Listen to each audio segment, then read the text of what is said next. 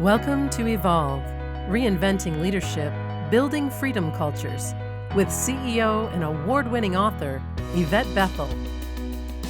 This podcast is dedicated to providing leaders with solutions to build trust, inspire authentic transformation, and improve engagement. Learn about new and tested ways you can revitalize your culture, empower people, and transform your results. This is Yvette Bethel, and it gives me great pleasure to welcome you to the Evolve podcast. Evolve challenges traditional leadership topics, explores modern leadership models, providing ideas you can use to transform your culture. We focus on leadership through the lens of interconnectivity, flow, and balance, and we explore ideas that translate into practical applications for contemporary organizational challenges. In this episode of Evolve, we will explore courageous leadership. And to unwrap this topic with us is consultant and expert and coach, Sharon Deal. Sharon has a passion to transform lives, life, and leadership. She's a courageous leader that not only walks the talk, but has the ability to support leaders with becoming courageous. She believes courage is contagious and has a passion to scale courageous leadership in teams and organizations. Sharon believes that the key to courage is being anchored in who you are and leading from this place. This shifts everything about how leaders show up because courageous leadership leads to cultures of brave work, tough conversations, and whole hearts, where the armoring up process is not necessary or rewarded.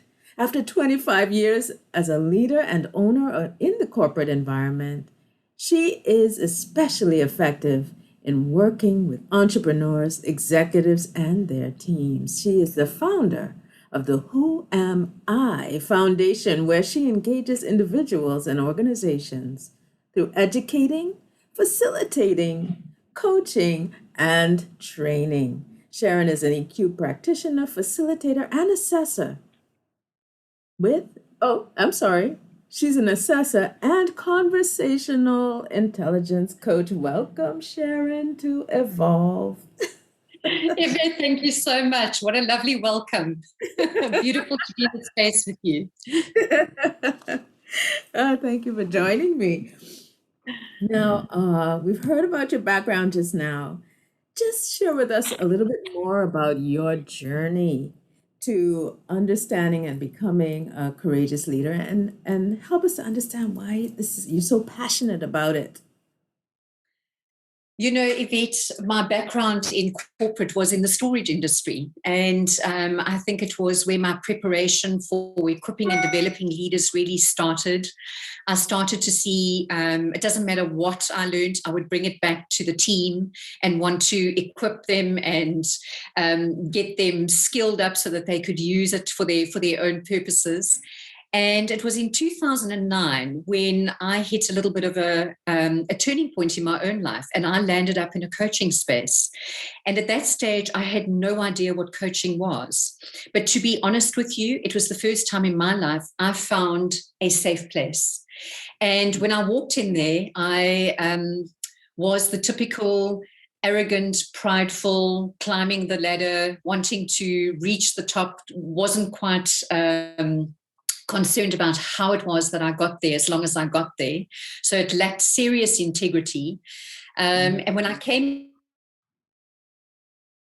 face with myself, I realized that arrogance, that tell, yell, sell sort of syndrome wasn't going to work for me. In fact, it was the one thing that stood in my path. And I realized that there was a lot of unlearning ahead for me. And that journey took me about 2.5 years. And I think when I had completed that journey, I realized that it was what I wanted to do. I wanted to bring the transformation that I had seen in my life. I had tried many avenues, and none of them were transformational.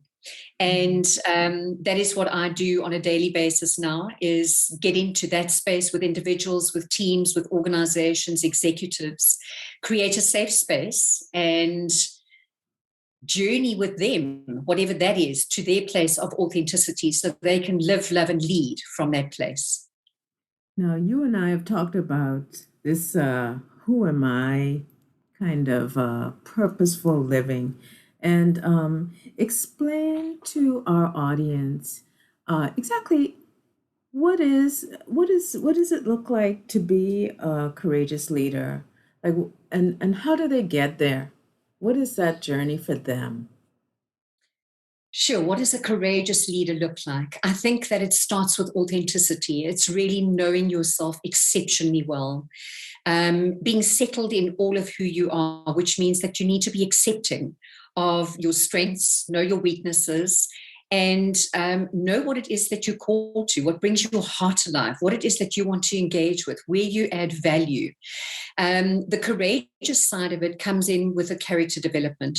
For me, if you don't know yourself and you're not aligned with yourself, there's no ways that you can step out, put boundaries in place, be an effective leader by bringing others in, allowing them to be their best. Because when we're insecure and we don't know who we are, we tend to not really lead. We actually step into all of our biases that really, I think, let us down enormously as leaders. So for me, it's got a lot to do with character development, really settling all of who you are and knowing who you are so that you can step into masterful spaces. I'll say that once again. It was a bit of a glitch. Then step into masterful spaces. Is that what you said? I did, yes, I did. Okay. And by Right. that, I mean that you would be able to have difficult conversations, that you would not step into armoring up, which is what we do when we don't really know ourselves and we're not comfortable with who we are. We have a voice, we step out, we have the difficult conversations, and we do that because it's the brave work that leaders do. Yeah.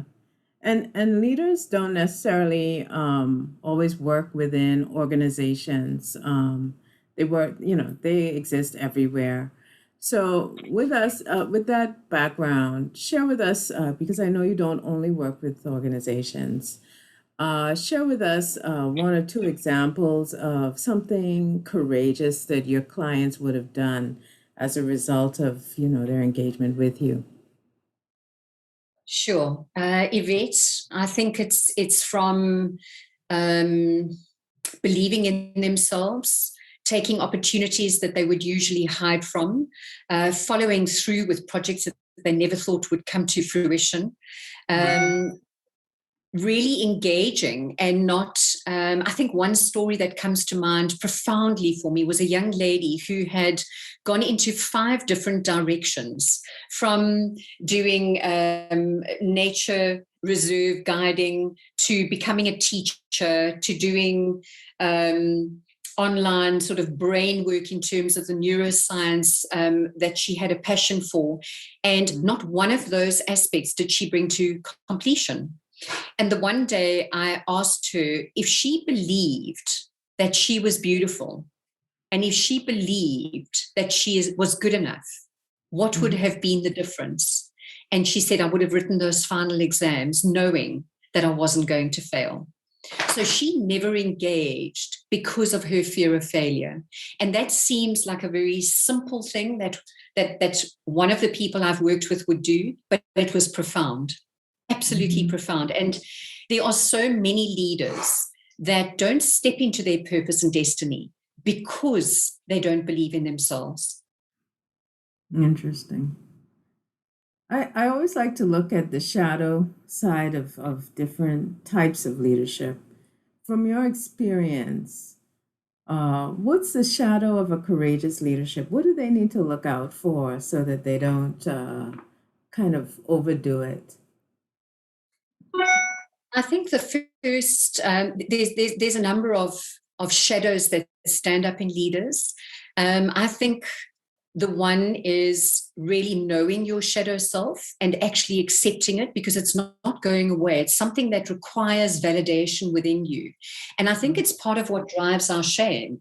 We try and hide those shadows, those things that really, really ignite us. And by means of example, it could be our need for validation, our need for control, our need for wealth, whatever that might be. And we try and hide behind it instead of speaking it out. You know, when I'm running my programs, I will actually say to the people that are on that group, thank you for validating me, because I know I have a need for validation.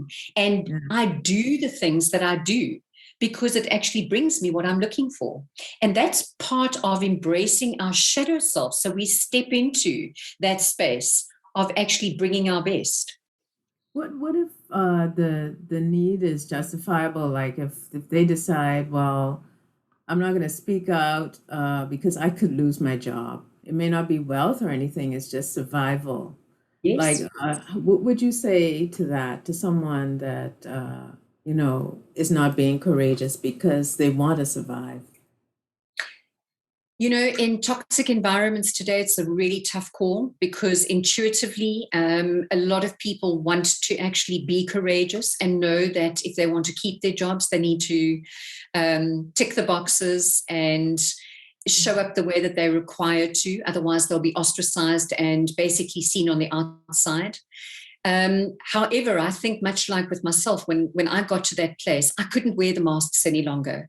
I had learned to rely on knowing who I am, integrating my values, and being within integrity within that. And I couldn't wear the masks any longer. And it was a call that I think all leaders need to get to, where they decide whether they are prepared to sell their soul for silence or speak their truth.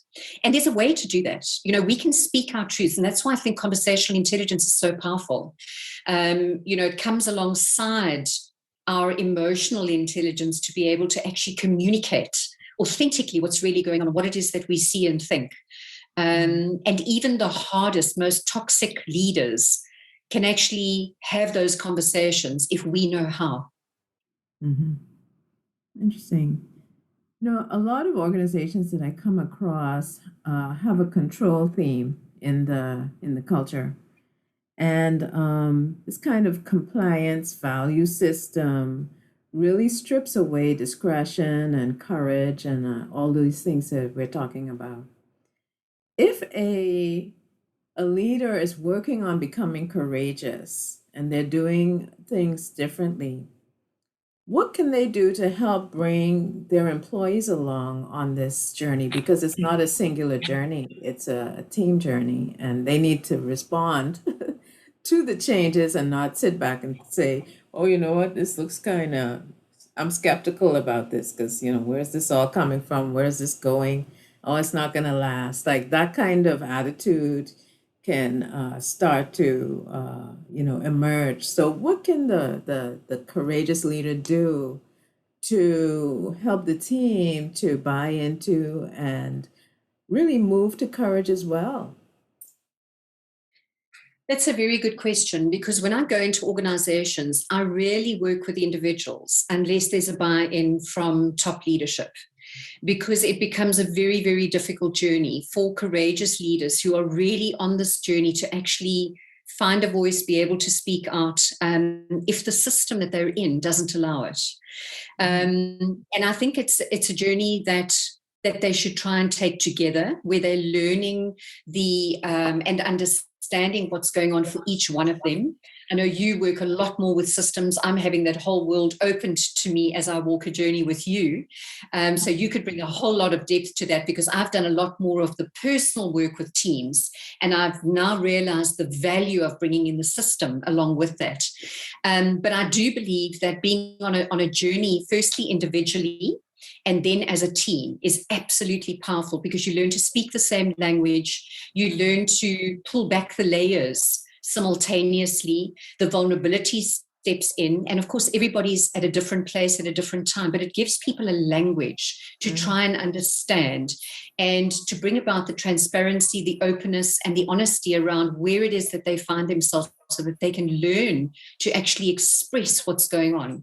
And I think that's a big thing that I find in corporate teams, individuals, is that there's this need to want to step away from talking emotion, talking about what's really going on. And I've learned that it's the most profound tool that any leader can possess, is to be able to tap in and understand and utilize the wisdom and bring it forward as a strategic resource within their internal system and their teams to be able to bring the change that they seek. You know, courageous leadership is tough. It's confronting yourself and then confronting yourself so you can confront some difficult situations around you.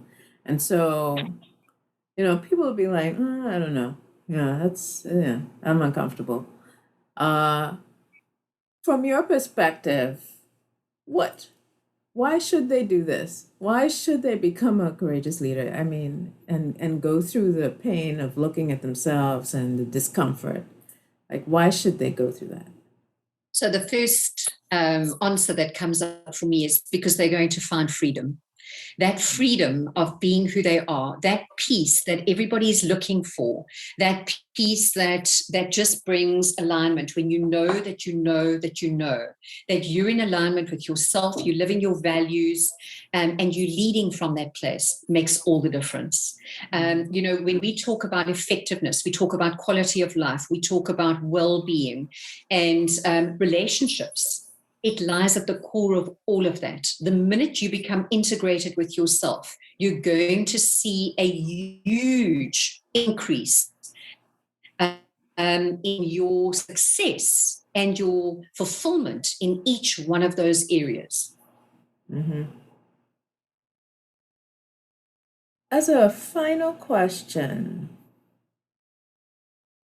if you were to leave my audience, with one thing that they should remember and try to implement as a courageous leader, what would that be? What would that advice be? Best advice?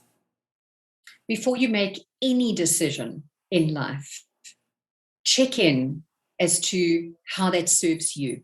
Now, I know that may be a crazy thing to throw out there, but I really believe that when we take care of ourselves first and foremost, and we look after who we are, we can actually serve others better. I find that most leaders are out there pleasing, controlling, and doing the things that actually take them away from themselves. And if they could make decisions based on what was good for them as leader, and the circumstances that they find themselves in, I believe the difference would be palpable for them. There's some leaders who do that already, but from a different perspective. Perhaps they're highly political or they're ambitious, so they do look out for themselves first. What would you say to them? I think that the type of looking out for yourself first is not a hidden agenda type looking out for yourself. It's really from a place of authenticity. It's looking after yourself, making the right decisions, because when you do that, everybody else is actually free to be who they are. So it's not driving agendas. It's not about being the best or stepping on people to get to where you want to be. That's not the type of checking in with yourself first. I'm talking about really making decisions that you know are good for you, because I think way too many of us are always worried about the extrinsic motivation that drives a lot of our thinking. And I think when we can function from an intrinsic space and really know who we are, what we need, it makes an enormous difference. And I know that may have been a very strange thing for me to go to, but I have found that when you know yourself and you can make decisions from that, it changes everything. Even as leaders, we allow those that we lead to be and to do things way more than we could ever imagine for our own lives. And I think that's where real leaders step into their own. Mm-hmm. So with that powerful close, I'd like to thank you, Sharon, for engaging with me and my audience. Your insights will certainly help all of us to create or to become a healthy form of a courageous leader. So this has been Yvette Bethel and Sharon Deal. And you can learn more about Sharon at, if you can share with your website with us. whoamifoundation.co.za. Thank you, Yvette. whoamifoundation.co.z or ZA. Thank you for taking the time to join us at Evolve, Reinventing Leadership, Building Freedom Cultures. And join our network of vibrant leaders who are challenging the leadership program or paradigm while learning and creating impact. For more information, check out our informational webpage at ifbnetwork.co. Thank you for joining us. Thanks for listening to Evolve, Reinventing Leadership, Building Freedom Cultures. Join our vibrant network of leaders who are challenging the leadership paradigm in an innovative learning and impact network. Check out our webpage at ifbnetwork.co to learn more about and join our exciting ecosystem of high-performing leaders.